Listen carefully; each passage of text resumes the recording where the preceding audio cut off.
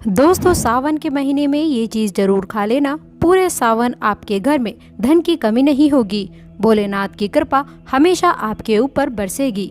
साथ साथ सावन के पहले सोमवार में ये 5 गलतियां कभी मत करना। जाने सावन के पहले सोमवार में व्रत उपवास किस प्रकार से रखें। दोस्तों, सावन का महीना बहुत ही शुभ और मंगलकारी माना जाता है। सावन का हर एक दिन उतना ही पवित्र माना जाता है जितना कि पवित्र गंगा जल। करोड़ों में कुछ खास लोग ही होते हैं जो भगवान शिव की कृपा पाते हैं। सच्चे हृदय से भगवान शिव के भक्ति करने वाला भगवान शिव का प्रिय भक्त कहलाता है।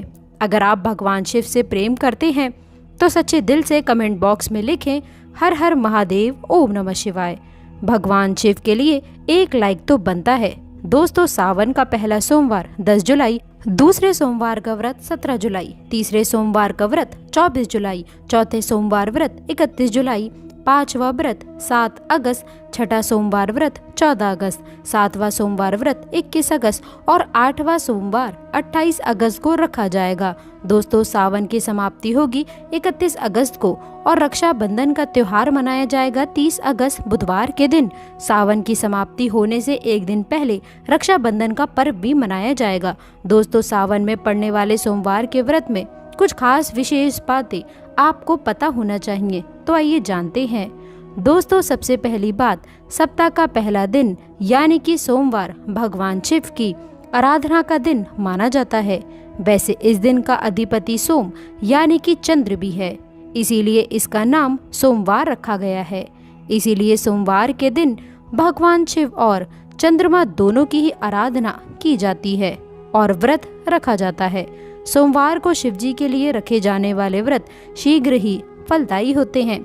इसीलिए शिव जी के भक्त इस दिन अपनी किसी भी इच्छा की पूर्ति के लिए तथा सुख समृद्धि और शांति के लिए सोमवार का व्रत अवश्य रखें। वैवाहिक जीवन सुखमय हो तथा अच्छा जीवन साथी मिले, इस कामना के साथ कुंवारी लड़कियां विशेष रूप से सोमवार का व्रत रखती हैं। दोस्तों, दूसरी बात, ज्योतिष शास्त्र में सोमवार के दिन को विशेष रूप से भगवान शिव और चंद्रमा से जोड़कर देखा जाता है और इसीलिए इस दिन वे सभी कार्य करने चाहिए जो कि भगवान शिव को अति प्रिय हैं। भगवान शिव के मंदिर में जाकर गंगा जल अर्पित करना चाहिए और भगवान शिव को विशेषकर रूप से प्रिय बेलपत्र को भी अवश्य चढ़ाना चाहिए। शिव जी को चंदन का लेप भी लगाना चाहिए और आटे की पंजीरी का भोग भी लगाना चाहिए। रात्रि में चंद्रमा को अर्घ भी अवश्य देना चाहिए। इससे जीवन में सुख समृद्धि और धन की प्राप्ति होती है। दोस्तों, तीसरी बात, भगवान शिव को सफेद वस्तुएं अत्यंत ही प्रिय हैं। इसीलिए सोमवार के दिन सफेद चीजें जैसे कि दूध, दही, सफेद फूल इत्यादि को भी विशेष रूप से भगवान शिव को अर्पित करना चाहिए और शिव जी को सफेद चीजों का ही भोग लगाकर आप भी सफेद वस्तु ही ग्रहण कर सकते हैं। इससे आप पर शिव जी की कृपा अवश्य बरसेगी। इसी के साथ ही सोमवार के दिन सफेद रंग के वस्त्र धारण करना चाहिए, अत्यंत शुभ माना जाता है।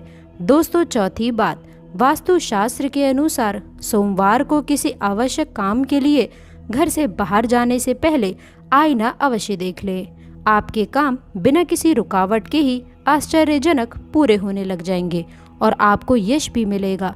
दोस्तों, ये वह काम है जो हमें सोमवार के दिन अवश्य करने चाहिए, लेकिन कुछ काम ऐसे भी हैं जो हमें सोमवार के दिन कभी नहीं करने चाहिए।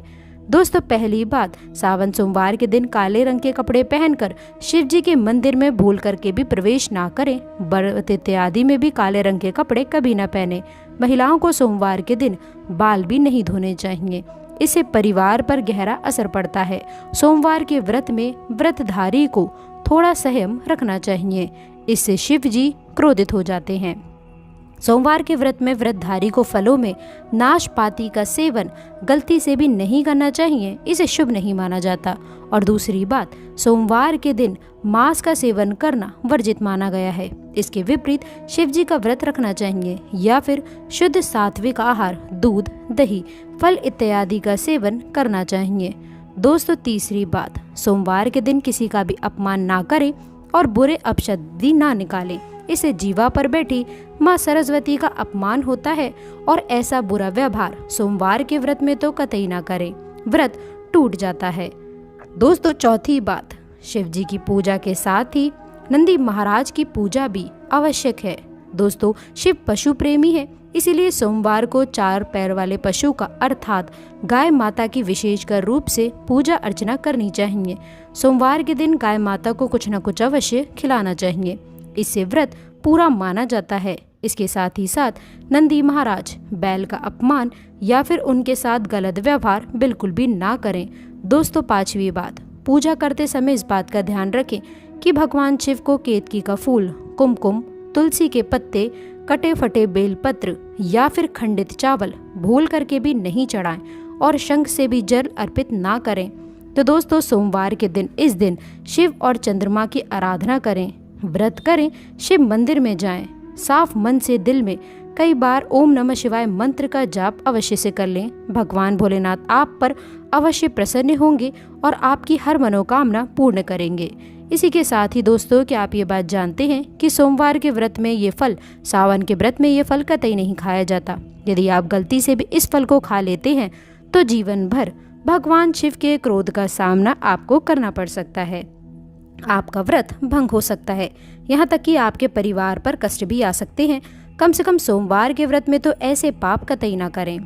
दोस्तों नंबर 1, शास्त्रों में ऐसा कहा गया है कि व्रतधारी को उधार मांगकर फल इत्यादि नहीं खाने चाहिए, इससे उसे पाप लग जाता है और व्रत भी अधूरा रह जाता है। सोमवार का व्रत हो या फिर कोई भी व्रत क्यों ना हो, पड़ोसियों से मांग करके भी व्रत इत्यादि में फल वगैरह नहीं खाने चाहिए। व्रत में उधार मांगकर खाने से व्यक्ति का व्रत झूठा हो जाता है। ईश्वर की शरण में भी आने पर व्यक्ति को झूठ नहीं बोलना चाहिए, कर्ज इत्यादि नहीं लेने चाहिए, चुगली आदि नहीं करनी चाहिए, उधार मांग करके भी नहीं खाना चाहिए। यदि आपको कोई अपनी मर्जी से खाने के लिए व्रत में कुछ भी देता है तो उसे आप खा सकते हैं, लेकिन व्रत में कम से कम उधार मांग करके तो फल इत्यादि नहीं खाना चाहिए। इससे पाप लगता है और व्यक्ति की पवित्रता भी भंग हो जाती है। दोस्तों नंबर 2, सोमवार का व्रत हो या फिर सावन का व्रत, आपको नाशपाती बिल्कुल नहीं खानी चाहिए। दरअसल इस फल का नाम नाश यानी कि नाश करने वाला होता है, इसीलिए इस फल को व्रत में कभी नहीं खाना चाहिए। व्रत इत्यादि को छोड़कर किसी और दिन आप कभी भी ये फल खा सकते हैं, लेकिन अगर जिस दिन आपका व्रत हो उस दिन आप नाशपाती का सेवन नहीं करना चाहिए। भगवान को भी नाशपाती नहीं चढ़ानी चाहिए। दोस्तों नंबर 3, कूटू या फिर सिंगाड़े का आटा खाने से भी आपका व्रत टूट सकता है। आपको बता दें कि लंबे समय से रखा हुआ आटा आपका व्रत भंग कर सकता है। दरअसल पुराने आटे में घुन इत्यादि कीड़े वगैरह पड़ जाते हैं जो ठीक तरह से दिखाई भी नहीं देते हैं। ऐसा आटा खाने पर दरअसल आप मांस का सेवन करते हैं और व्रत में कीड़े खाना घोर पाप के बराबर माना गया है और आपका व्रत भी भंग हो जाता है। व्रत में ताज़ी आटा खाना चाहिए। लंबे समय से रखे हुए आटे में कीड़े वगैरह पड़ जाते हैं, ऐसा कभी भी ना करें। व्रत हमेशा शुद्धता में ही रखना चाहिए। दोस्तों सावन के इस पवित्र महीने में यदि जिस भी व्यक्ति को ये 5 संकेत मिल जाएं, तो उसे ये पता चलता है कि महादेव आपकी भक्ति से बहुत प्रसन्न है और आपको धनी होने से कोई भी नहीं रोक सकता है। तो चलिए दोस्तों जानते हैं। दोस्तों नंबर 1, बैल का दरवाजे पर आना। नंदी महाराज भगवान भोलेनाथ के वाहन है। नंदी को भगवान शिव का द्वारपाल भी कहा गया है। नंदी महाराज को बुद्धि और ज्ञान का प्रतीक भी माना गया है।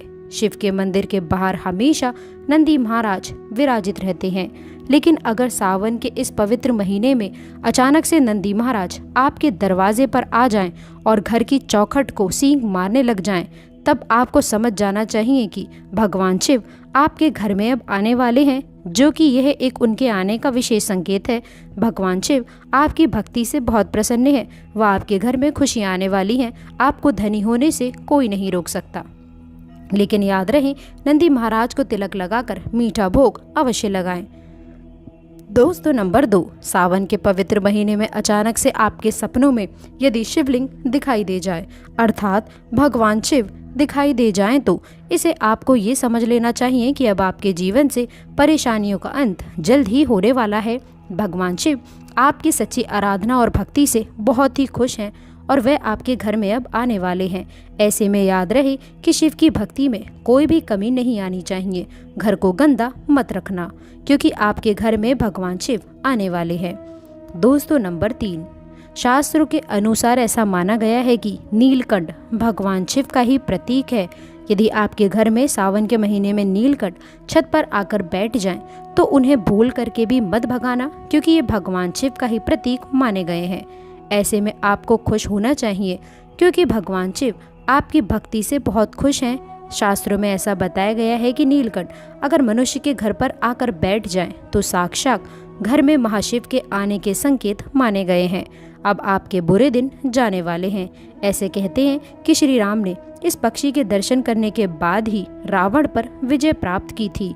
दोस्तों, नंबर 4, सावन के पवित्र महीने में अचानक से घर में काला सांप यदि निकल आए तो इसे बहुत ही शुभ माना गया है। इसे बिल्कुल भी ना मारे, ये भगवान शिव के आने का संकेत है।